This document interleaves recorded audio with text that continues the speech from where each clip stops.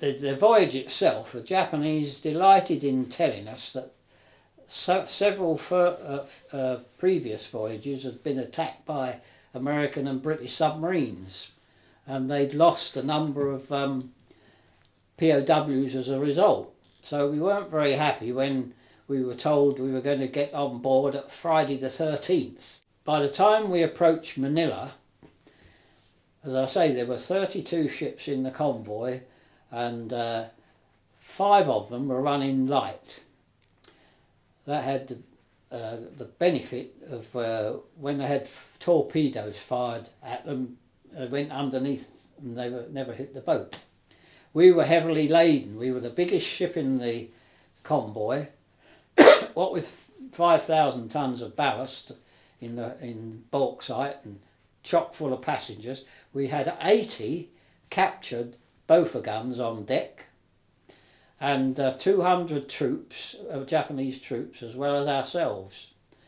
And we got within about 20 miles of the southern coast of Philippines, and we were attacked.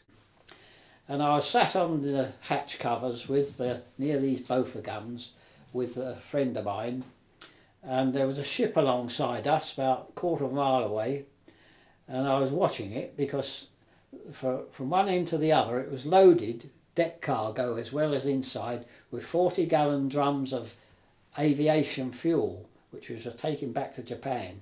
They didn't have enough tankers, so they used every possible part of a ship to store these things in, as well as a hold. And I saw a wake of a torpedo coming towards us. We were zigzagging, you see. And as we were turning that way into the path of the thing, this other ship's bow hit the torpedo, and it blew up immediately. I've never seen a ship sink so quick in all my life. 5 minutes, and I never saw a soul. It just blew up. Huge gout of flame, down it went. Of course, it was all panic then. We were hustled down the stairs, and we could hear sundry thumps, bumps, and we had some of the chaps with me were survivors from the Prince of Wales. And they said, we know how to tell the difference between bombs and torpedoes. When you're down below, they said you could diagnose which is which.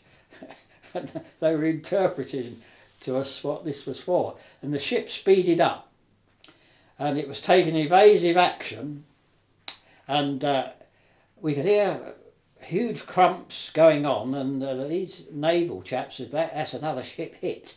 They could tell the difference when a ship was hit. And systematically they were knocking these ships off. We found out afterwards there were 5 submarines in a half circle over an area of 5 miles, and they were all firing in towards this convoy.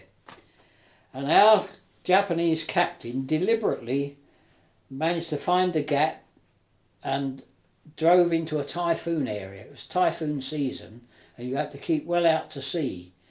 And he didn't get the worst of it. But he went deliberately into it. He deliberately went into this typhoon. Well, that was the worst sea journey I've ever had. The ship nearly stood on end sometimes. We were thrown about. We could hear crashing and banging. We weren't allowed up on deck for 5 days. They managed to get one meal of food cooked and get it down to us. And we even found some life jackets in case we got sunk. Japanese didn't know they were there. We found a big box with them in, and eventually we limped into Manila. We were the first ship in, and when we got on deck for the first time, it was absolute chaos. Every one of the guns had been washed overboard. These 80 guns. All the deck's rails had gone. Above our quarters was the cookhouse, and above that again was the lifeboat decks with 2 motor lifeboats with a big tank of 1,000 gallons of diesel.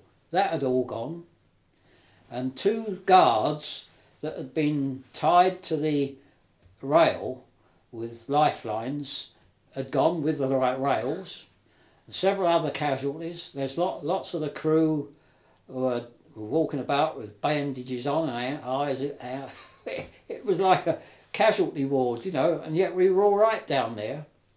And we were 5 days patching this ship up before we actually got going again. And when we did, we had one more stop, which was at Taiwan, and then we went on to Kyushu, which is the last big island south of Japan, and we finished up in the coal mining area. But there was a sequel to that, because in 1984 we had an interchurch holiday arrangement with some chaps in families in Richmond in Virginia.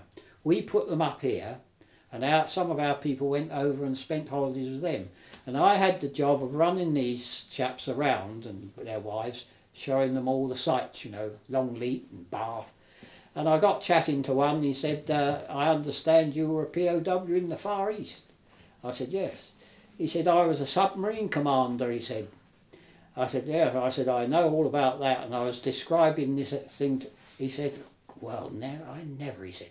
I was the senior captain in charge of 5 submarines. No. And he said, we had orders, whatever happened, to sink that large ship if we didn't sink any others. And we missed it. And it was yours. What a coincidence, you know. And the only ships that got into Manila, mind you, 32 ships in that convoy, the only ships that came in after 2 or 3 days were these 5 empty ones. All the rest had been sunk.